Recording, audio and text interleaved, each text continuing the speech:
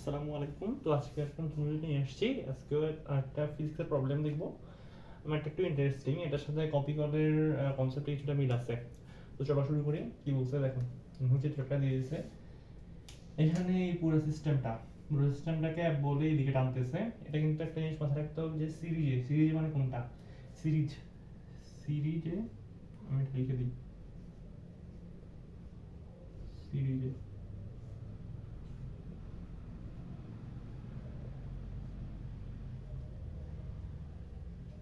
এক মাথার সাথে অন্য মাথা সংযুক্ত।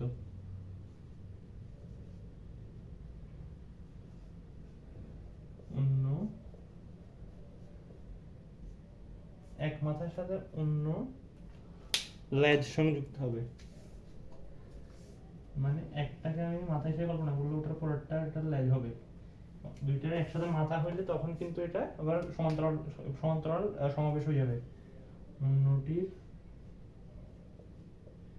অন্যটির লেজ সংযুক্ত।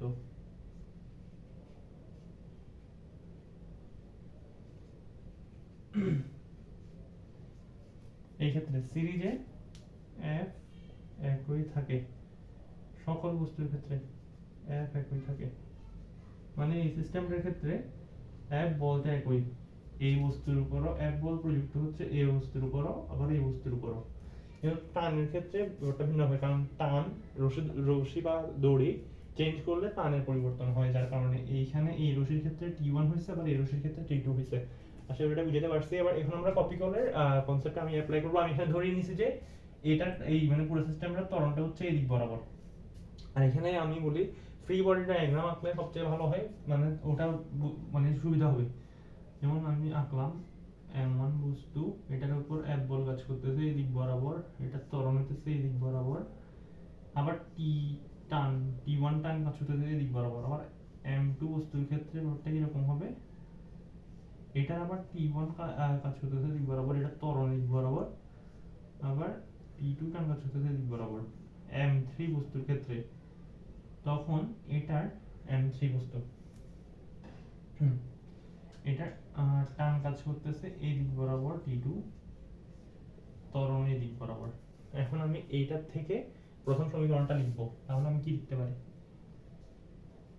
m1 এ f গ্রেটার দেন হচ্ছে f মানে f গ্রেটার দেন t1, তাই বলেই তো এই বলটা দ্বারা এই ত্বরণের দিক বরাবর যাইতেছে। এটা আসলে বুঝছো, এটা আমি গত ভিডিওতে এই প্রবলেমটা এই মানে সেম টাইপেরই সেম কনসেপ্টের একটা প্রবলেম করাইছিলাম, ওটা কপি করেছিল। এটাও ঠিক কপি কলের কনসেপ্টের মতোই অনেকটা। তো আশা করি এটা বুঝছো।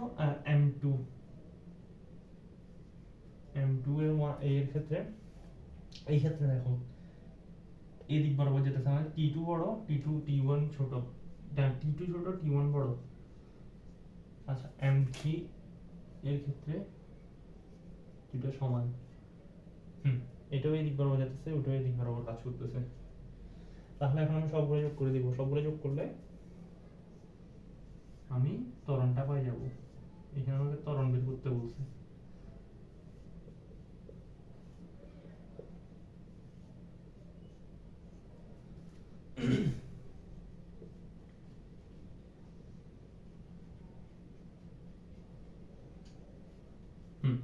এখন এখানে দেখো আমি যোগ করলাম, তাহলে এটার সাথে এটা কাটা গেছে, এটার সাথে আবার এটা কাটা গেছে, তাহলে f থাকলো।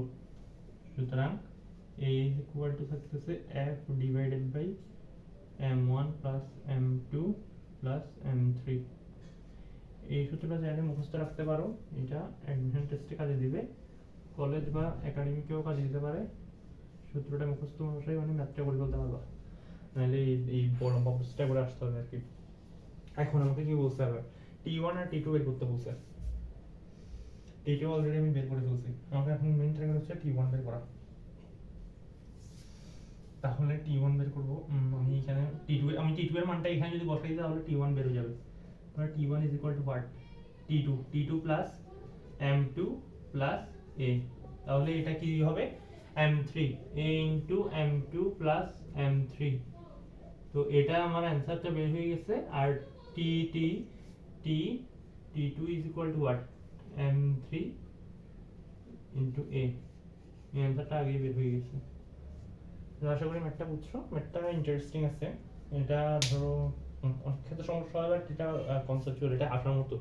এই টাইপের ম্যাথগুলো আসে, ধরো নর্মালি আসে এই টাইপের ম্যাথগুলাই, অত বেশি মানে প্যাটার্ন ম্যাথ আসলে ঠিক তা না। তবে এগুলোর ক্ষেত্রে অনেক সময় দেখা যায় এই মানে প্লাস মাইনাস বা হচ্ছে কোন দিকে যাইতেছি কোন দিকে ধরতেছি, ওইটা ক্ষেত্রে অনেক সময় প্রবলেম হয়। আমি বলবো যে সবসময় এদিক বরাবর প্লাস ধরবা সব ম্যাথের ক্ষেত্রে, তাহলে তোমার একটা নির্দিষ্ট সাইডে তুমি প্লাস ধরতে পারবা, তোমার মানে প্রবলেমটা হবে না। তো আশা করি একটা বুঝতে পারছো।